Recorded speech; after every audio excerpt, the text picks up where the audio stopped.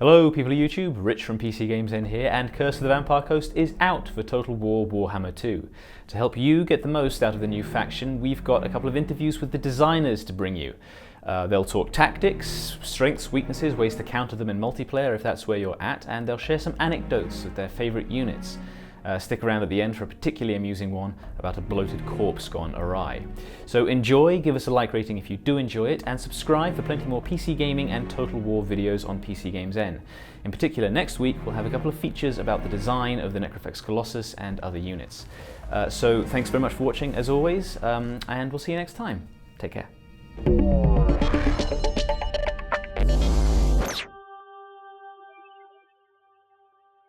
My go-to tactics is it's a war of attrition. From the outset, it doesn't matter what army I'm fighting against, I'm viewing that battle as a war of attrition.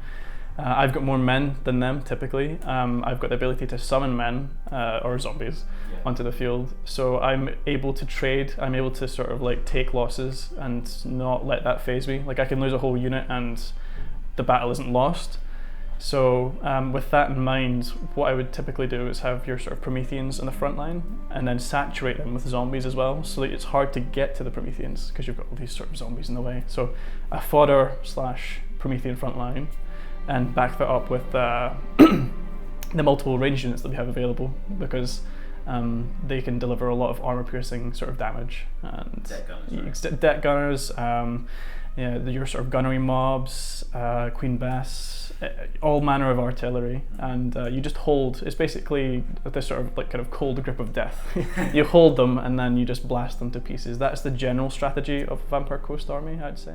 What I really like to do is have a lot of artillery, and then just kind of have a really rabble of a front line, and just send them in and kind of just fire my artillery and just hope to God that my front line holds, basically. Because they have such good ranged units that you've really just got to rely on now.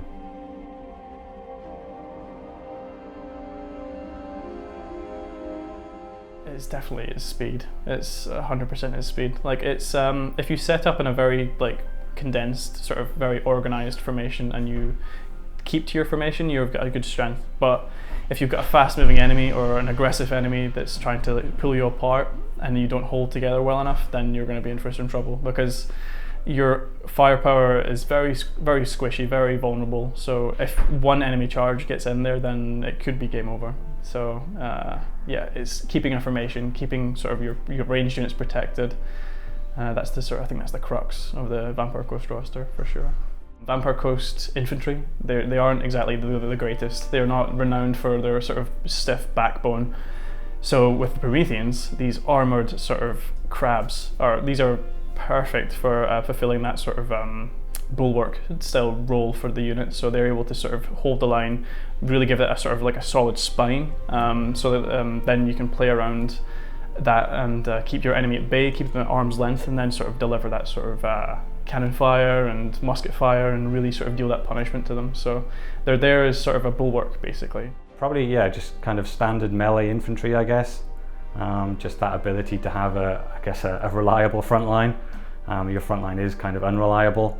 You've got your zombies, obviously, things like that, generally weak units that you can't rely on so much. So I think that's what they're lacking. We kind of knew that we really wanted this to be a firepower orientated faction, and kind of with that then you want something to hold the line. So we don't really have these kind of units that you'd expect, kind of like infantry units that are front line. So you really need something that can kind of keep the enemy at bay.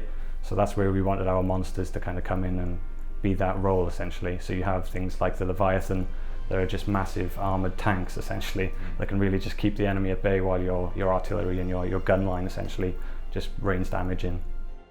If you've got a fast-moving enemy or an aggressive enemy that's trying to like, pull you apart and you don't hold together well enough, then you're going to be in for some trouble, because your firepower is very squishy, very vulnerable. So if one enemy charge gets in there, then it could be game over.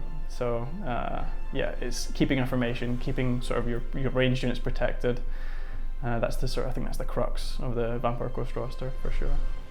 If you can get around their back line and kind of avoid their front line, then they're probably going to be in a lot of trouble. Really good magic users would be good to get away all of that chaff, all of the zombies, things like that. Because if you can get rid of their kind of volatile front line, then they're going to be in for a bad time.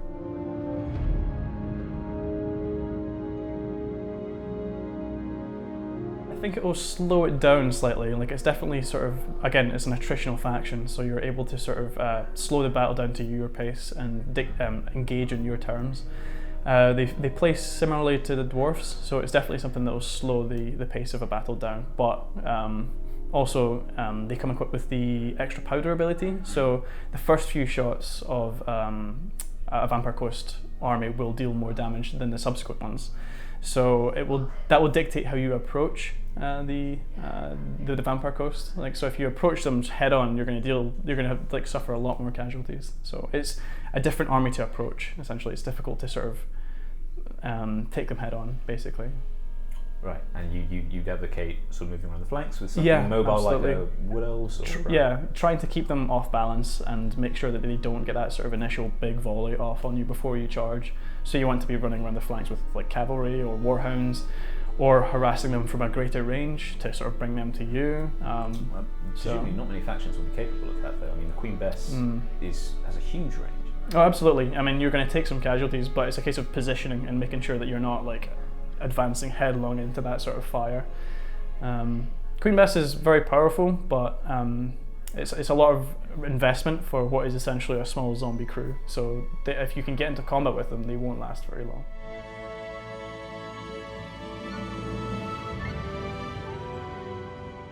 Definitely the Colossus, for sure.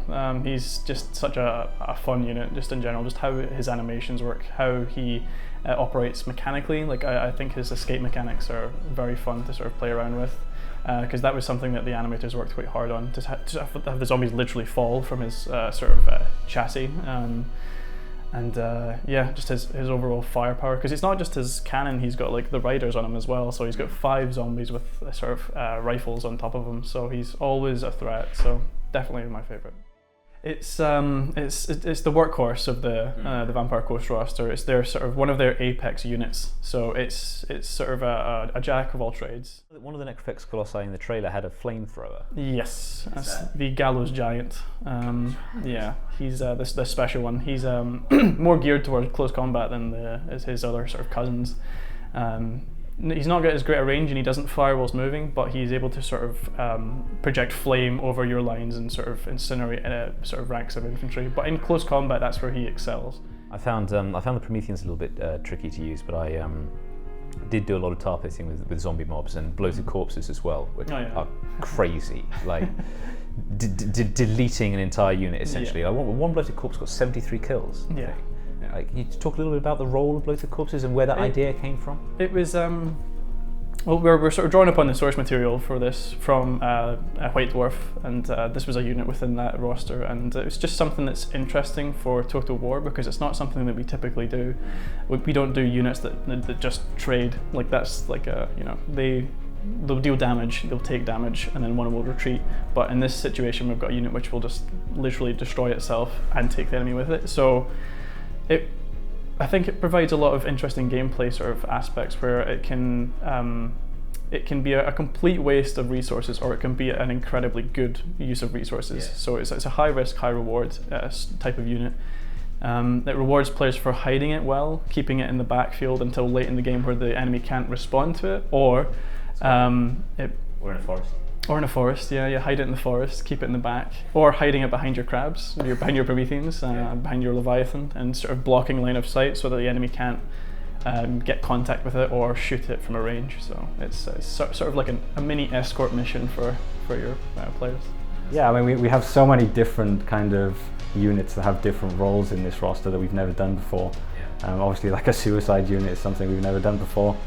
I think, like I did, a lot of people will kind of have a bit of a challenge getting used to them and the kind of new roles that they play. And obviously then you can get caught out by the AI, who kind of might do some smart things like flying into you and taking out your bloated corpses. First time I ever fought against the Vampire Coast, I was the Vampire Coast as well, so it was a mirroring battle, and I had one of the bloated corpses in my army, and I was basically about to try out all of the units, see what they were like. One of the enemy units was a Fellbat, and he kind of flew straight over my army and into my bloated corpse and kind of blew up my back line. And it was just a great moment where everything just started going wrong. And I really remember that battle as one that I really enjoyed because it was just so unique and different. So I hope when people get a chance to play the roster that they really feel that as well, that it's completely different.